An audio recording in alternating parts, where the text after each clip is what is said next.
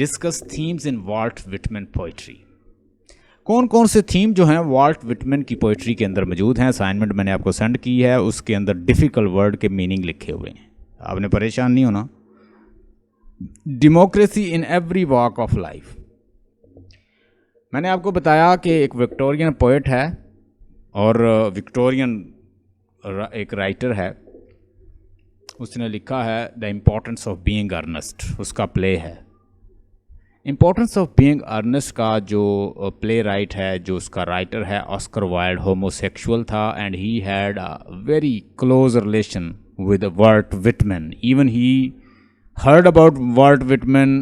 He is, writing about eroticism, sexuality, enjoying the bodily things, and he traveled especially for this person. You look at his passion, इसके जज्बात देखें। इसने travel किया 1882 में, ये travel करता है और स्पेशली जाके उसके साथ मिलता है and they had a relation, they drunk together, they slept together, they enjoyed. So look at there mentality. Democracy in every walk of life, Walt Whitman की जो थीम है वो मैंने आपको से डिस्कस किया। वो डेमोक्रेसी चाहता है, वो आज़ादी चाहता है, ठीक है, लिबर्टी चाहता है। मेल जो है वो मेल के साथ रिलेशन रखे, फीमेल के साथ रिलेशन रखे, ठीक है। इसने शादी भी नहीं की और बहुत सारी ज़िंदगी ऐसे ही फिरता रहा। और मेल के साथ रिलेशन, फीमेल के साथ रिलेशन, आज़ादी होनी चाहिए, ठीक है, ये इस चीज़ का कायल है। डेमोक्रेसी को था हर चीज़, हर फील्ड में डेमोक्रेसी होनी चाहिए। इंसान का जो बॉडी है उसमें भी डेमोक्रेसी होनी।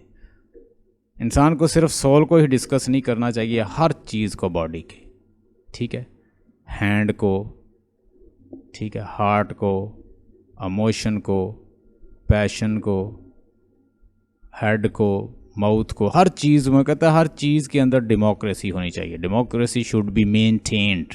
If you want to enjoy this world, if you want to live happily, give right to every person, give right to slave, give right to female, give right to separate class, give right to black, give right to white people. हर walk में वो कहता था democracy होनी, और इस तरह के थीम उसकी पोइट्री के अंदर उसने इन्फ्यूज़ किए हैं। और वो कायल था सेक्सुअलिटी का, रोटिसिज्म का, सेक्स का, और कहता था कि ये चूँकि नेचुरल डिज़ायर है इंसान की, तो वो कहता है कि इसको फ्रीली एक्सप्रेस करना चाहिए। लिटरेचर के अंदर, पोइट्री के अंदर, नावल के अंदर, ड्रामा के अंदर, हर जगह इसे फ्रीली एक्सप्रेस करें। और मेल के साथ अगर टेंडेंसी या इंक्लिनेशन रखता है तो वो उसके साथ अपने रिलेशन बना ले। फीमेल के साथ रखती है तो फीमेल उसके साथ शादी कर ले भले। तो इस तरह की चीज़ों का ये कायल था, डेमोक्रेसी का कायल था, फ्रीडम ऑफ स्पीच का कायल था, और उस वक्त की जो स्लेवरी के अमेरिका के इशू थे उसका ये कायल था। अब्राहम लिंकन को बहुत लाइक करता था और उसके ऊपर इसने पोएम भी लिखी, captain oh captain my captain. वो कहता है कि मेरा कैप्टन जो है वो क्या है, वो बड़ा अजीम है, और उस कैप्टन ने क्या किया है कि लोगों को आज़ादी दिला दी, लेकिन अपनी जान जो है लोगों की फ्रीडम के लिए अपनी जान कुर्बान कर दी उसने।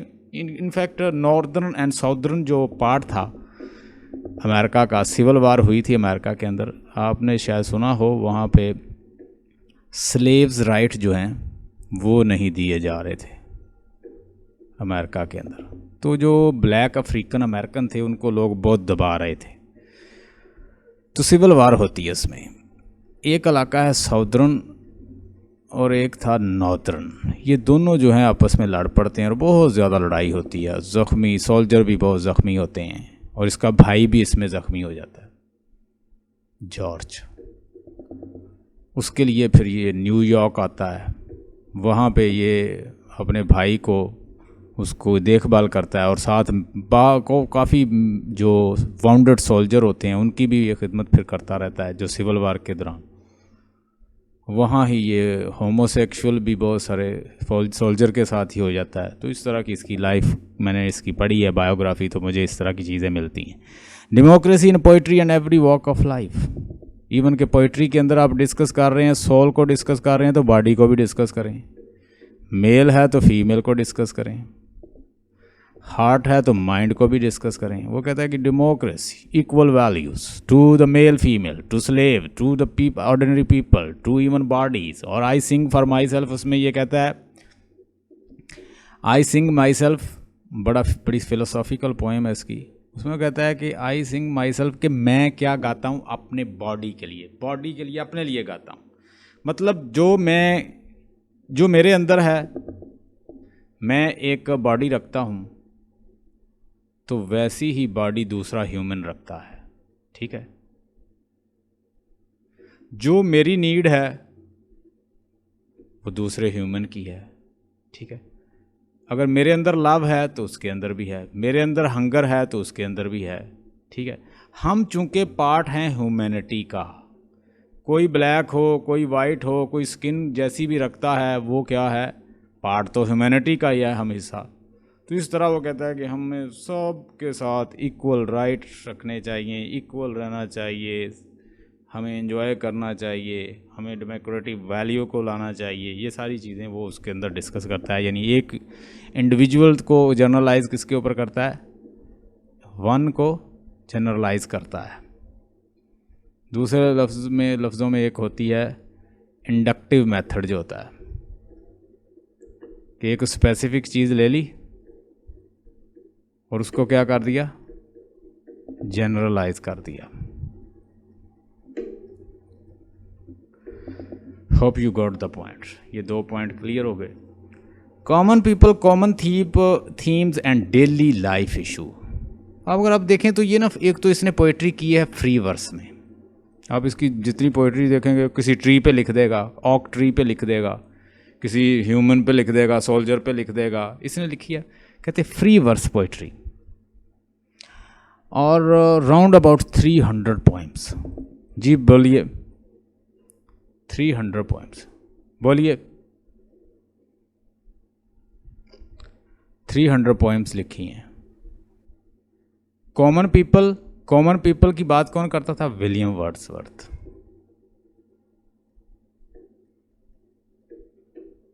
विलियम वर्ड्सवर्थ की तरह ये भी कायल है रस्टिक, पेस्टोरल होती है, विल्जियर, विलेज की सेटिंग और सीन लेने का। कोई फ्री वर्स नहीं। वो कहता है कि पोइट्री चूंकि होती है दिल की आवाज़, तो दिल के अंदर जो इमोशन पैशंस आ रही हैं, जो इमेजिनेशन आ रही है, ठीक है, जो फीलिंग आ रही है, उसको किस ज़रूरत नहीं है किसी राइमिंग स्कीम में बांधने की।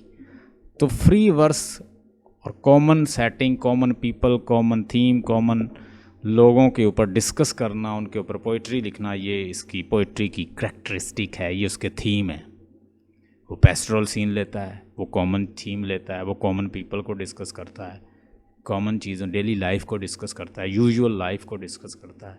इसलिए उसकी पोइट्री ज़्यादा अपील करती है। वाल्ट विटमैन का कॉल है, life does not give you what you want, life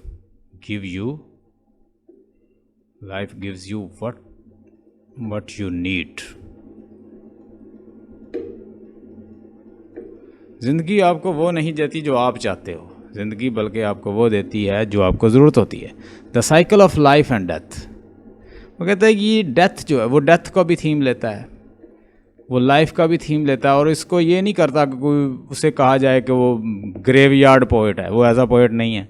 वो कहता है कि ये साइकिल है लाइफ का, मतलब ये लाइफ है, वो डेथ है, ठीक है। ये लाइफ ऐसे चल रहा है, सर्कल चल रहा है, और ये कहता है कि ऐसे चलता रहता है। तो वो इसके ज़रिए एक तो परेशान नहीं होता कि कोई डेथ के लिए ऊपर ही कोई बंदा मेडिटेशन करता रहे, पोइट ऐसा पोइट नहीं है, वो इसको जस्ट साइकिल समझता है। अर्ली ग्रोथ इन अमेरिका के उसने वो हालात देखे हैं जब अमेरिका ग्रोथ कर रहा था, जब क्या थी, जब स्लेवरी थी, जब फाइटिंग थी, क्रम्बलिंग सिचुएशन थी अमेरिका के अंदर, जब डेमोक्रेसी ग्रोथ पकड़ रही थी, जब अब्राहम लिंकन जो था वो डेमोक्रेसी के लिए लड़ रहा था, इक्वल राइट जो है वो उसकी मूवमेंट चल रही थी। इसने वो दौर देखे हैं, ठीक है। तो अर्ली ग्रोथ जो है, डेमोक्रेसी की ग्रोथ देखी उसने, यूएसए को यूएसए के लिए लिखा, यूएसए की इक्वल राइट की बात की, freedom of inquiry, freedom of speech, freely expression of eroticism and sexuality, और ये गे रिलेशन और इन तरह की चीज़ों के लिए जब लोग वर्क कर रहे थे कि हमें इंडिपेंडेंस मिले, आज़ादी मिले, हम आज़ाद हो जाएं, इक्वल राइट ग़ुलामों के लिए भी मिल जाएं, स्लेवरी के लिए स्लेवरी ख़त्म हो जाए, तो इस तरह की डेमोक्रेसी की जब वैल्यूज़ बन रही थी तो ये दौर इसने देखा है और उसके लिए उसने लिखा है। Whitman saw the civil war. Whitman ने सिविल वार देखी है। अमेरिका के अंदर जब सिविल वार हुई थी, नॉर्दर्न और साउदर्न दोनों लड़ रही थे अलग के, और उसमें उसका भाई भी ज़ख्मी हुआ था। और वाल्ट विटमन के जो लीडर था, उसका क्या नाम था उसका, अब्राहम लिंकन, जो प्रेसिडेंट था अमेरिका का, उसकी डेथ हुई थी। ये भी उसने देखी है। तो उसके लिए उसने फिर लिखा भी, आप यहाँ पे हवाला दे देना कि सिविल वार में उसने क्या किया। मेल नर्स काम, एक तो वो मेल नर्स बन गया,